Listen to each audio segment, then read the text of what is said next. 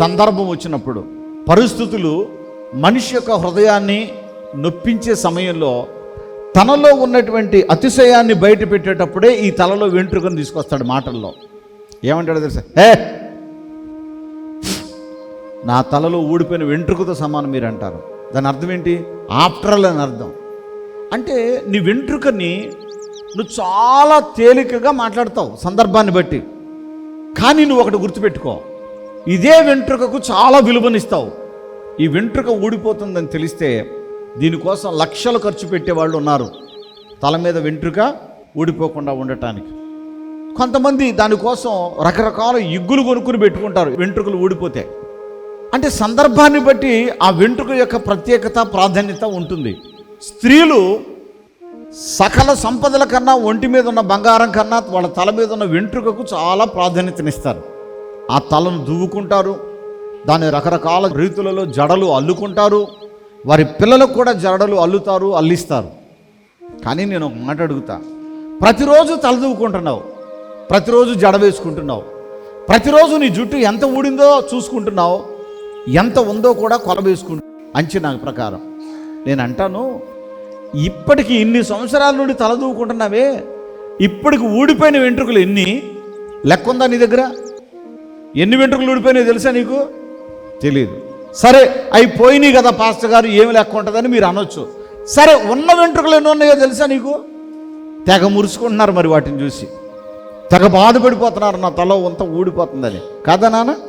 నీ తల మీద ఉన్న వెంట్రుకే నీకు ఎంత ఉందో తెలియదు, ఎంత పోయిందో తెలియదు. ఊడిపోయిన వెంట్రుకకి ఎవడో విలువివ్వడం, పోతే బానే, దాన్ని చూసి ఇంకేం చేస్తాం అనుకుంటారు. కానీ నా ప్రభు అంటున్నాడు, నీ వెంట్రుకలన్నీ కూడా ఎక్కడున్నాయంట? ఆయన దగ్గర లెక్కల్లో ఉన్నాయంట. చప్పటకూడదాం గట్టిగా. అంటే నీ తలలో ఉన్న వెంట్రుకకే నా దేవుడు లెక్క కట్టి ఇంత భద్రంగా చూస్తున్నాడనంటే ఆయన బిడ్డపైన నీకెంత విలువిస్తున్నాడో చూడు. గట్టిగా స్తోత్రం చెప్తాం. ఈమె పైన చీకటి శక్తుల ప్రభావం అనేది చేతబడి రూపంలో ఈమెకు 6 మాసాలుగా ఈమె దేహాన్ని పట్టి అనారోగ్యం అనేది పీడిస్తూ ఉన్నటువంటి పరిస్థితి. ఈ ఎడమకాలు అనేది సరిగా వచ్చేది కాదు, నడకలో తేడా వచ్చేసింది, వెన్నులోకి ఆ యొక్క బాధ అనేది తెలుస్తుంది. వైద్య పరీక్షలు కానీ మందులు కానీ వాడినా కూడా ఏమాత్రం లొంగక ఆ బాధ అనేది బాధిస్తుంది.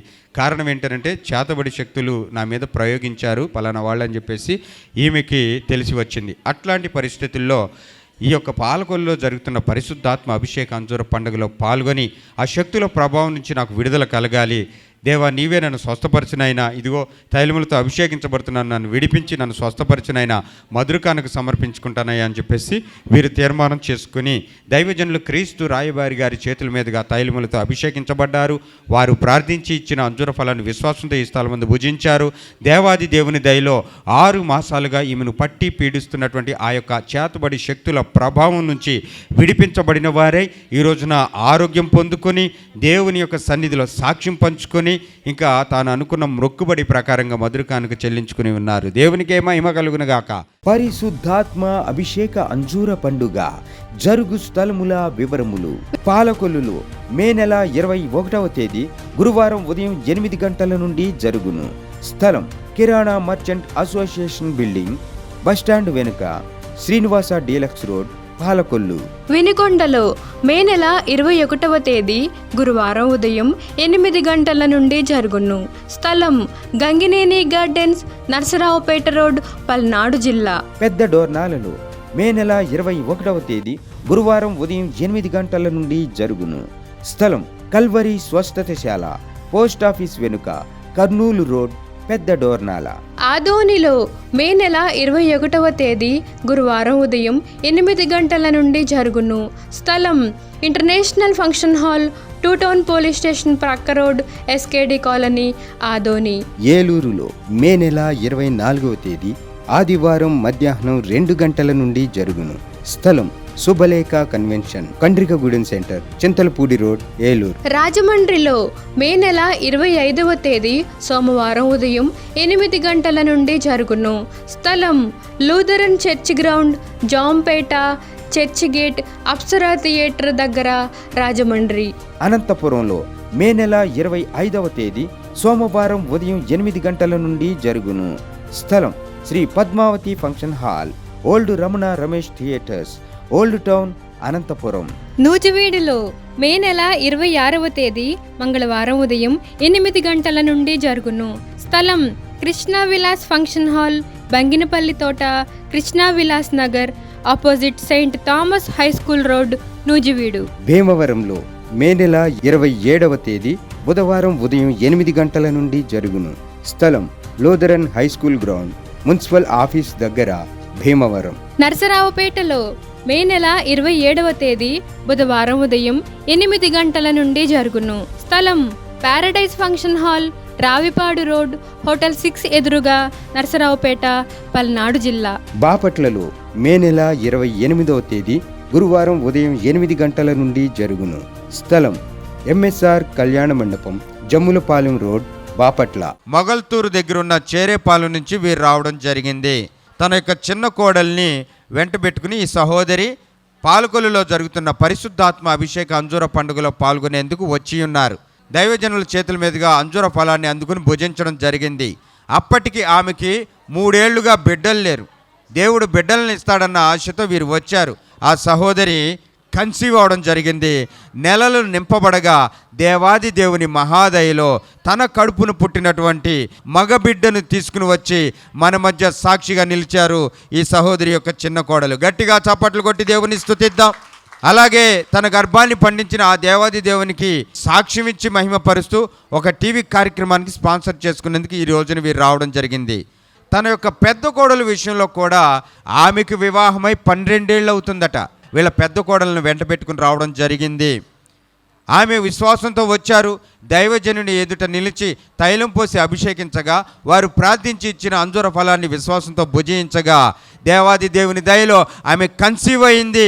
ఈ రోజున గర్భవతిగా ఉండి ఉన్నది. గట్టిగా చప్పట్లతో ప్రభుని స్తుతిద్దాం ప్రియులారా.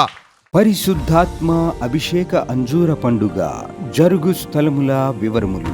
విజయవాడలో జూన్ నెల 1వ తేదీ సోమవారం ఉదయం 8 గంటల నుండి జరుగును. స్థలం హనుమంతరాయ గ్రంథాలయం, ఏలూరు లాకుల సెంటర్, గాంధీనగర్, విజయవాడ. హైదరాబాద్ లో జూన్ నెల 2వ తేదీ మంగళవారం ఉదయం 8 గంటల నుండి జరుగును. స్థలం Saint Thomas Tamil church ground, Alpha hotel వెనకాల, Secunderabad railway station road, Secunderabad. ఖమ్మంలో జూన్ నెల 3వ తేదీ బుధవారం ఉదయం 8 గంటల నుండి జరుగును. స్థలం మంచికంటి భవన్, సిపిఎం ఆఫీస్ ప్రక్కన, ఎన్ఎస్టి రోడ్, ఖమ్మం. రేపల్లెలో జూన్ నెల 4వ తేదీ గురువారం ఉదయం 8 గంటల నుండి జరుగును. స్థలం Veeravalli Kotaiah function hall, Uppudi road, Bapatla జిల్లా, రేపల్లె. ఆత్మకూరులో జూన్ నెల 4వ తేదీ గురువారం ఉదయం 8 గంటల నుండి జరుగును. స్థలం డైమండ్ ఫంక్షన్ హాల్, బస్టాండ్ కు దగ్గరలో, నంద్యాల టర్నింగ్ వద్ద, ఆత్మకూరు. ఒంగోలులో జూన్ నెల 8వ తేదీ సోమవారం ఉదయం 8 గంటల నుండి జరుగును.